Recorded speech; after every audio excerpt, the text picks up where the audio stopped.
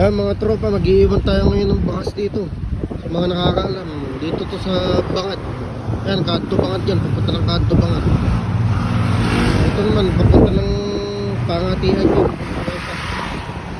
Mag-iiwan tayo ng bakas ngayon dito. Ayan, dito yan. Sa mga nakakaalam, puntahan nyo to mga tropa. Medyo matindi yung iiwanan natin ngayon dito. Pero mga tropa, 1K agad. Ayun, dyan o.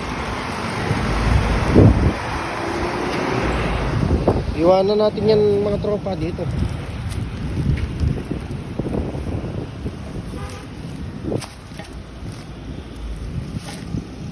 Yan, sa mga nakakalam nito mga tropa, dito lang yan sa Bangad, Cabanatuan.